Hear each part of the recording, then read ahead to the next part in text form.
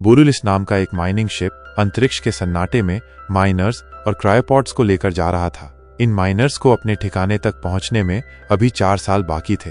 अचानक एक एस्ट्रॉइड ने रास्ता बदला और सीधे शिप से टकरा गया। टक्कर इतनी जोरदार थी कि क्रायोपॉड्स ऑटोमेटिकली इजेक्ट हो गए। शिप का एआई लियोनार्ड माइनर्स को जगाता है और सिचुएशन के लिए तैयार करने लगता है। एंडी, एक माइनर, एस्ट्रॉइड के टकराते ही होश में आ जाता है। लियोनार्ड उसे शांत रहने और सेफ्टी प्रोटोकॉल्स फॉलो करने को कहता है, क्योंकि क्रायोपॉड्स पास के एक प्लैनेट की तरफ भेजे जा रहे थे जबकि बोरियलिस तबाह हो रहा था। उसके पॉड में लगे रोबोटिक आर्म्स उसका सूट असेंबल करते हैं, हेलमेट एडजस्ट करते हैं और ऑक्सीजन सप्लाई चालू करते हैं। टक्कर और प्लैनेट के एटमॉस्फेयर में घुसने की गर्मी से कई क्रायोपॉड्स तबाह हो जाते हैं। एंडी का पॉड किसी तरह लैंडिंग से बच जाता है, लेकिन री एंट्री स्पीड कंट्रोल करने में दिक्कत होती है। जब एंडी का पॉड एक पहाड़ी से टकराने वाला होता है तो वो जल्दी से पॉड घुमाता है और बच जाता है, जिससे एक जबरदस्ती लैंडिंग होती है, लेकिन एंडी बेहोश होकर बच जाता है। एंडी को अपने परिवार की याद आती है और वो होश में आ जाता है। वो चारों तरफ देखता है और खुद को काले तूफानी बादलों के नीचे चट्टानी पहाड़ों की एक चेन में पाता है। एंडी शिप से कांटेक्ट करने की कोशिश करता है, लेकिन कोई रिस्पॉन्स नहीं मिलता। अचानक जमीन कांपने लगती है और लियोनार्ड उसे पॉड से बाहर निकलने की सलाह देता है। फिर एंडी पॉड खोलने के लिए स्ट्रगल करता है, लेकिन वो डैमेज हो चुका था। सर्वाइवल किट चेक करने पर उसे पता चलता है कि उसमें फ्लेयर नहीं है, क्योंकि वो एक लो रैंक माइनर है। हताश होकर एंडी पॉड की विंडो तोड़ने के लिए फायर एक्सटिंग्विशर का इस्तेमाल करता है और भागने की कोशिश करता है। ऐसा करते वक्त अनस्टेबल जमीन पॉड को पलट देती है और टूटा हुआ शीशा उसके सूट को फाड़ देता है। लियोनार्ड एंडी को बताता है कि प्लैनेट का एनवायरनमेंट खतरनाक है, इसलिए एंडी उस फटे हुए हिस्से को सील करने के लिए एक स्पेशल स्प्रे यूज करता है। लियोनार्ड एंडी को इन्फॉर्म करता है कि पॉड में आग लग गई है और तुरंत एक्शन लेते हुए एंडी अपने बेटे के खिलौने को पकड़कर बाहर निकलने के लिए खोदता है, जो उसके पास बची हुई एकमात्र चीज है। एक अनजाने एलियन प्लैनेट पर भटकते हुए एंडी बोरियलिस को एटमॉस्फेयर में घुसते देखता है, पर तब तक शिप पूरी तरह आग की लपटों में घिरा होता है। जैसे ही वो प्लैनेट से टकराता है वो एकदम तबाह हो जाता है। शॉकवेव एंडी को कई मीटर दूर फेंक देती है, लेकिन वो किसी तरह बच जाता है। फिर एंडी लियोनार्ड से पूछता है कि वो लोग कहाँ हैं। लियोनार्ड बताता है कि वो एक अनमैप्ड स्टार सिस्टम में है और अपने डेस्टिनेशन तक नहीं पहुंच पाए। दूर कहीं एक लाइट देखकर एंडी रेडियो पर किसी से कांटेक्ट करने की कोशिश करते हुए उसकी तरफ चल देता है। रास्ते में एंडी को बोरियलिस का मलबा मिलता है और उसे एक और पॉड दिखता है। वो उसका ऑक्सीजन टैंक लेने की कोशिश करता है, पर अंदर एक डेड बॉडी देखकर घबरा जाता है। हिम्मत जुटाकर एंडी टैंक निकालता है, पर वो डैमेज्ड और यूजलेस निकलता है। फ्रस्ट्रेटेड होकर वो लाइट की तरफ आगे बढ़ता है। जैसे ही वो आगे बढ़ता है उसके पीछे का पॉड कुछ डरावने साइंस दिखाता है, खून के धब्बे और स्क्रैच मार्क्स, जो इशारा करते हैं कि एंडी अकेला नहीं है। फाइनली एंडी लाइट तक पहुंचता है और ड्वेन नाम के एक और सर्वाइवर को पाता है, जो उसे देखकर बहुत एक्साइटेड हो जाता है। हालांकि ड्वेन सर्वाइव करने के लिए डेड बॉडीज को खाने के बारे में सोच रहा होता है, ये मानते हुए कि वो शायद सिर्फ 2 बचे हुए लोग हैं। वो बताता है कि कंपनी ने फ्यूल बचाने के लिए एस्ट्रॉइड बेल्ट से शॉर्टकट लिया, जिससे कोलिजन हुआ। ड्वेन, जो कम्युनिकेशंस में काम करता है, अर्थ पर रेस्क्यू शिप के लिए डिस्ट्रेस सिग्नल भेजने का प्लान बनाता है। वो एंडी को बताता है कि सिग्नल को अर्थ तक पहुंचने में 8 महीने लगेंगे और फास्टेस्ट रेस्क्यू शिप RTS के साथ भी वहां पहुंचने में 2 साल और लगेंगे। फिर ड्वेन साउथ की तरफ जाने का सुझाव देता है ताकि बोरियलिस का दूसरा हिस्सा मिल सके और वहां एक बेस कैंप बनाया जा सके। जब एंडी होप खोने लगता है तो ड्वेन उसे मोटिवेट करता है, उसकी रेजिलियंस की याद दिलाता है और उसे बूस्ट देता है। हालांकि ये बूस्ट एंडी के लिए थोड़ा ज्यादा ही स्ट्रांग हो जाता है और वो बैलेंस बनाने के लिए पीछे हटता है। गलती से एक वायर डिस्कनेक्ट हो जाता है। जैसे ही वो उसे ठीक करने के लिए मुड़ता है, एक क्रिएचर अचानक सामने आता है और ड्वेन को खींचकर ले जाता है। एंडी कंफ्यूज हो जाता है, समझ नहीं पाता कि क्या हुआ। शॉक के बावजूद वो डिस्ट्रेस सिग्नल भेजना पूरा करता है। फिर एंडी ड्वेन का वेपन उठा लेता है। वो अकेला जहाज के दूसरे हिस्से की तरफ बढ़ रहा है। उसकी ऑक्सीजन सप्लाई खतरे के निशान तक पहुंच रही है। आगे बढ़ते हुए उसके रेडियो पर एक नई आवाज आती है, एक सर्वाइवर, नाओमी। वो एंडी को बताती है कि उसके पैर उसके पॉड में फंसे हैं और अपनी लोकेशन भेजती है। लियोनार्ड एंडी को चेतावनी देता है कि वो इलाका बहुत अस्थिर है, विजिबिलिटी कम है और वहां पहुंचते पहुंचते उसकी सारी ऑक्सीजन खत्म हो जाएगी। लियोनार्ड सलाह देता है कि उसे बोरियलिस के दूसरे हिस्से में ऑक्सीजन रीफिल करने के लिए सुरक्षित रास्ता लेना चाहिए। नाओमी एंडी से उसे न छोड़ने की गुहार लगाती है, कहती है कि उसके पास दोनों के लिए काफी ऑक्सीजन है और एंडी उसकी मदद करने के लिए तैयार हो जाता है। एंडी नाओमी की तरफ बढ़ता है, दोनों बातचीत करने लगते हैं और एक दूसरे को जानने लगते हैं। कुछ घंटों बाद रात हो जाती है और एंडी को कुछ अजीब महसूस होता है। उसे लगता है कि उसने अंधेरे में कुछ हिलता हुआ देखा है और लियोनार्ड से एरिया स्कैन करने को कहता है, लेकिन एआई ऐसा नहीं कर पाता। नाओमी कहती है कि लियोनार्ड एक पुराना एआई मॉडल है जिसे कंपनी ने पैसे बचाने के लिए इस्तेमाल किया है। 1 घंटे बाद एंडी चलता रहता है, लेकिन अंधेरे में भागती हुई धुंधली छायाएं देखता रहता है। फिर वो नाओमी को ड्वेन के बारे में बताता है और सोचता है कि उसके साथ क्या हुआ होगा। जल्द ही एंडी को अजीब पैरों के निशान दिखते हैं और वो उनका पीछा करते हुए जालों से घिरे एक गड्ढे तक पहुंचता है। वो जगह उसे डरा देती है और वो तुरंत नाओमी को बताता है कि यहाँ एलियन मकड़ियां हो सकती हैं। इसके बाद एंडी खतरे को महसूस करते हुए तेजी से चलने लगता है, क्योंकि उसे चारों तरफ फैले हुए जाले दिखते हैं। नाओमी पूछती है कि उसने ये जॉब क्यों ली। कहती है कि ये कितना मुश्किल होगा और कहती है कि शायद वो अपने पास्ट से भाग रहा है। ये बात उसे अपनी पत्नी और बेटे के एक साथ खेलने की याद दिलाती है। एंडी नाओमी को बताता है कि वे उसे अचानक छोड़कर चले गए थे। उसे एक धीमी गुर्राहट सुनाई देती है और वो घबराकर अपने चारों तरफ देखता है।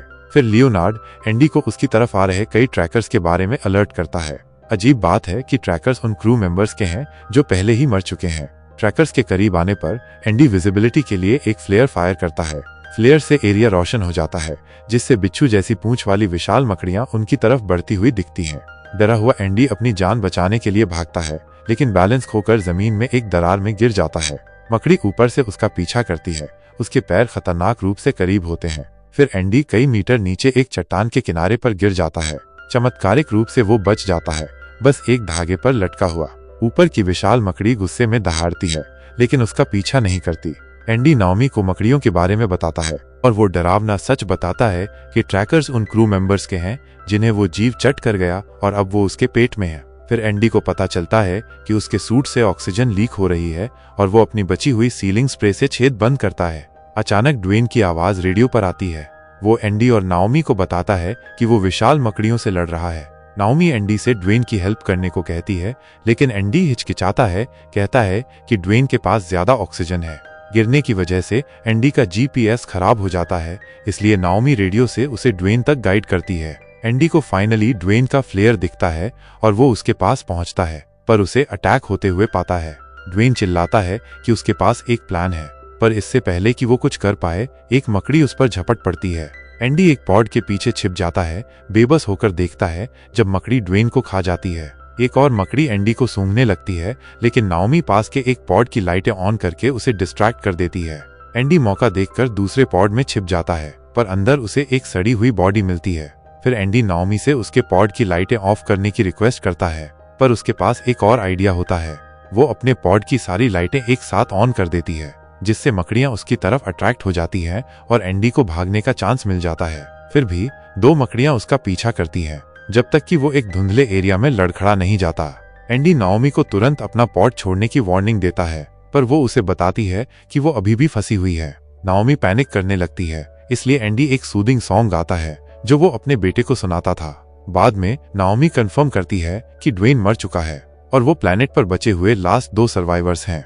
धुंध में चलते हुए एंडी सोचता है कि मकड़ियों ने उसका पीछा क्यों छोड़ दिया, और उसे पर्पल कलर में चमकते जुगनुओं का एक शानदार झुंड मिलता है जो एक इल्यूजन क्रिएट करता है। पर अचानक जुगनू गुस्से से रेड हो जाते हैं और उस पर अटैक करने लगते हैं, उसके हेलमेट को तोड़ने और उसके सूट को फाड़ने की कोशिश करते हैं। एंडी झुंड से बचकर भागता है, बाल बाल बचता है। नाओमी सजेस्ट करती है कि मकड़ियां शायद जुगनुओं से डरती हैं, जो शायद समझा सकता है कि मकड़ियों ने पहले उसका पीछा क्यों छोड़ दिया था। एंडी इस थ्योरी को प्रोसेस कर पाता इससे पहले ही जमीन से एक विशाल क्रिएचर का मुंह अचानक खुलता है और उसे पूरा निगल जाता है। जैसे ही एंडी क्रिएचर के मुंह में डूबता है, उसे अपनी फैमिली की मेमोरीज फ्लैश होती हैं। फिर वो क्रिएचर के अंदर पूरी तरह से गायब हो जाता है। जीव के अंदर एंडी लियोनार्ड को हेल्प के लिए कॉल करता है। जब वो जीव की गंदी आंतें देखता है, वो लियोनार्ड को बताता है कि उसे हार्ट अटैक आ रहा है। लियोनार्ड तुरंत एंडी के सूट में लगे डिफिब्रिलेटर को एक्टिवेट कर देता है और जीव झटके से वायलेंटली रिएक्ट करता है, एंडी को बाहर थूक देता है। इसके बाद एंडी उठता है और मॉन्स्टर उसका पीछा करता है। फिर वो एक गुफा जैसे स्ट्रक्चर में गिर जाता है जो फिर से जुगनुओं से भरा हुआ है। वो चमकदार क्रिएचर्स अग्रेसिवली उस पर अटैक करते हैं, जिससे वो गुफा के दूसरी तरफ भागने को मजबूर हो जाता है। जैसे ही वो बाहर निकलता है, जुगनू उसका पीछा करना बंद कर देते हैं और उसे अकेला छोड़ देते हैं। उसके सूट में बस थोड़ी सी ऑक्सीजन बची होती है। एंडी बोरेलिस के बचे हुए हिस्से के बजाय नाओमी की तरफ जाता है। उसकी ऑक्सीजन खत्म होने से पहले वो उस तक पहुंच जाता है और वो जल्दी से उसे अपनी सप्लाई से कनेक्ट कर देती है। एंडी नाओमी के फंसे हुए पैर को छुड़ाने की कोशिश करता है, लेकिन उसके पास इनफ स्ट्रेंथ नहीं होती। अपने सेफ्टी टूल्स का यूज करके वो उसके पैर को उठाने के लिए एक लीवर बनाता है और फाइनली उसे फ्री कर देता है। नाओमी कंफर्म करती है कि उसका पैर टूटा नहीं है। जैसे ही वो पॉड से निकलते हैं, एंडी उसके पैर के चारों ओर एक मेटल का पीस स्प्लिंट के रूप में लपेटता है, जो उसे स्टेबल करता है और उसे बेटर तरीके से चलने में हेल्प करता है। नाओमी के पॉड से सप्लाई कलेक्ट करने के बाद वो एंडी को बचाने के लिए थैंक यू बोलती है और वो एक साथ सेफ्टी के लिए निकल पड़ते हैं। जल्द ही मकड़ियों का एक झुंड उन्हें घेर लेता है, जिससे उन्हें भागना पड़ता है। नाओमी का एडवांस्ड AIME उसके पैर के पेन को सहने में हेल्प करने के लिए उसे मॉर्फिन इंजेक्ट करता है। थोड़ी देर भागने के बाद वो गिर जाते हैं और एक स्पाइडर उन पर मंडराने लगती है, अटैक करने वाली होती है। नाओमी स्पाइडर पर अपना फ्लेयर फायर करती है, जिससे वो ऑब्जेक्ट पर फोकस करती है और दोनों डिस्ट्रैक्शन का फायदा उठाकर भाग जाते हैं। दोनों बोरेलिस के बचे हुए हिस्से में बोर्ड कर जाते हैं। कंट्रोल सिस्टम के फेल होने के कारण नाओमी दरवाजे बंद करने के लिए स्ट्रगल करती है। कई अटेम्प्ट्स के बाद वो दरवाजे बंद करने में सक्सेसफुल हो जाती है, ठीक उसी टाइम जब एक स्पाइडर फंस जाती है और आधी कट जाती है। इसके बाद क्रिएचर्स दरवाजे पर जोर से बैंग करने लगते हैं, जिससे नाओमी और एंडी को शिप में और पीछे हटना पड़ता है। इमरजेंसी लाइटें फ्लैश हो रही हैं, ये सिग्नल देती हैं कि बैकअप जनरेटर वर्किंग है। नाओमी शिप में इजीली नेविगेट करती है, लेआउट से वेल एक्वेंटेड है, जबकि एंडी, जो सिर्फ 2 बार बोर्ड हुआ है और ज्यादातर टाइम क्रायोजेनिक स्लीप में बिताया है, लॉस्ट फील करता है। फाइनली उन्हें एक डेक मिलता है जिसमें हैबिटेबल एनवायरनमेंट है और उनमें हेल्प आने तक सरवाइव करने के लिए काफी सप्लाई है। जैसे ही वो डेक खोलने की कोशिश करते हैं, उन्हें खून के निशान दिखते हैं और पता चलता है कि एक स्पाइडर बोरेलिस में घुस गई है। वो छिप जाते हैं और देखते हैं कि स्पाइडर एक अंडा देती है, जिसे जालों और एक डेड बॉडी से कवर कर देती है। एंडी को वोमिटिंग जैसा फील होता है और वो उल्टी रोकने की कोशिश करता है। स्पाइडर को उनकी प्रेजेंस का एहसास होता है और वो सिंपली चली जाती है, लेकिन जैसे ही वो मूव करते हैं, एक और स्पाइडर पीछे से उन पर एम्बुश कर देती है। एंडी उन्हें एक रूम में लॉक कर देता है, ये सोचकर कि वो सेफ हैं, लेकिन नाओमी तुरंत पॉइंट आउट करती है कि उन्होंने खुद को एयरलॉक में ट्रैप कर लिया है। मिस्टेक रियलाइज होने पर एंडी एक मेटल बार से डोर पर बैंग करता है, लेकिन वो यूजलेस है। होप खोकर वो दोनों अपने हेलमेट्स रिमूव कर देते हैं और बात करना शुरू करते हैं। एंडी नाओमी को अपनी वाइफ और सन का एक वीडियो रिकॉर्डिंग दिखाता है। वो उसे बताता है कि उसकी बर्थडे से घर लौटते टाइम एक कार एक्सीडेंट में उनकी डेथ हो गई थी और वो तब से गिल्ट के साथ जी रहा है कि वो बच गया। उसे लगता है कि उसे मरना चाहिए था। नाओमी उसे बताती है कि उसे बचाना इस बात का प्रूफ है कि उसकी लाइफ का अभी भी मीनिंग है। वो उसे बताती है कि उसने लोगों पर से फेथ खो दिया था, लेकिन उसके एक्शंस ने उसे फिर से होप दी है। फिर वो उसे हग करती है और उसके सूट पर स्टक जुगनुओं का एक क्लस्टर देखती है। सडनली वो हॉरिबल स्पाइडर डोर ब्रेक कर देती है। नाओमी क्विकली सोचती है और जुगनुओं को क्रिएचर पर थ्रो कर देती है, जो तुरंत पीछे हट जाता है। दोनों भागने का चांस पकड़ लेते हैं, लेकिन ऑलमोस्ट कार्गो होल्ड में गिर जाते हैं। स्पाइडर उनका पीछा करती है और वो सब होल्ड में टंबल हो जाते हैं, लेकिन वो टेरिबल स्पाइडर उनका पीछा करती रहती है। एंडी नाओमी की स्प्रे उस पर थ्रो करता है। स्पाइडर कैनिस्टर को बाइट करती है, जो एक्सप्लोड हो जाता है और उसे टेम्पोरली स्टन कर देता है। इससे एंडी और नाओमी को एस्केप करने का टाइम मिल जाता है। एंडी सजेस्ट करता है कि वो स्पाइडर को किल करने के लिए माइनिंग ड्रिल का यूज करें। फिर नाओमी एक डिस्ट्रैक्शन क्रिएट करती है, रन करती है और शाउट करती है ताकि एंडी स्पाइडर को किल करने का वे ढूंढ सके। एंडी को एक ब्रिलियंट आइडिया आता है स्पाइडर को एक रेज्ड एरिया में लोकेटेड पॉड के नीचे क्रश करने का। वो नाओमी से स्पाइडर को अपनी ओर ल्योर करने के लिए कहता है, जबकि वो एक फंक्शनल पॉड ढूंढता है। लियोनार्ड एंडी को बताता है कि ओनली फंक्शनिंग पॉड उसकी करंट लोकेशन से 2 फ्लोर्स अबव है। एंडी पॉड तक क्लाइंब करने में मैनेज हो जाता है, जबकि स्पाइडर लगातार नाओमी पर अटैक करती है। नाओमी की हेल्प करने के लिए एंडी सारी लाइट्स ऑफ कर देता है, ये जानते हुए कि स्पाइडर उनसे सेंसिटिव है। इससे नाओमी को स्पाइडर की व्यू से एस्केप करने का चांस मिल जाता है। फिर नाओमी कुछ इमरजेंसी लाइट्स फाइंड करती है और उन्हें ऑन कर देती है ताकि स्पाइडर का अटेंशन ड्रॉ कर सके। मीनवाइल एंडी पॉड को मैनुअली इजेक्ट करने के लिए वर्क करता है। लियोनार्ड उसे बताता है कि उसने नाओमी की सेफ्टी को प्रायोरिटाइज करने के लिए पावर शटडाउन कर दी है और वार्निंग देता है कि उसे रीस्टोर होने में कम से कम 15 मिनट लगेंगे। इसलिए एंडी सिस्टम को इग्नोर करके खुद पॉड को रीस्टार्ट करने का डिसीजन लेता है। नाओमी अब एक बीकन की तरह ग्लो करते हुए सक्सेसफुली क्रिएचर को एंडी की लोकेशन पर अट्रैक्ट करती है। एंडी अपने सूट को पॉड से मैन्युअली रिचार्ज करने के लिए कनेक्ट करता है। लियोनार्ड एंडी को वार्निंग देता है कि इस प्रोसेस से उसके एआई सिस्टम में शॉर्ट सर्किट हो जाएगा, मतलब लियोनार्ड का एग्जिस्टेंस खत्म। लियोनार्ड ये भी वार्निंग देता है कि एंडी इम्पैक्ट से सर्वाइव नहीं कर पाएगा। रिस्क के बावजूद लियोनार्ड खुद को सेक्रीफाइस करने की विलिंगनेस शो करता है और जैसे ही क्रिएचर पॉड की तरफ डायरेक्टली मूव करता है, एंडी पॉड को स्पाइडर पर इजेक्ट कर देता है, उस कार एक्सीडेंट को याद करते हुए जिसने उसकी फैमिली की लाइफ ले ली थी। पॉड स्पाइडर को क्रश कर देता है, लेकिन इम्पैक्ट से एंडी अनकॉन्शियस हो जाता है। इसके बाद नाओमी उसके पास रोते हुए दौड़ती है, ये सोचकर कि वो डेड है। कुछ मोमेंट्स बाद एंडी वेकअप करता है और नाओमी उसे टाइटली हग करती है। दोनों प्लैनेट पर सनराइज देखते हुए एक क्वाइट मोमेंट शेयर करते हैं। एडवर्स कंडीशंस और डेडली क्रिएचर्स के बावजूद उन्हें प्लैनेट की स्ट्रेंज ब्यूटी याद आती है। उनके सरप्राइज के लिए लियोनार्ड रिएक्टिवेट हो जाता है, ये एक्सप्लेन करते हुए कि उसका अपडेट हुआ है।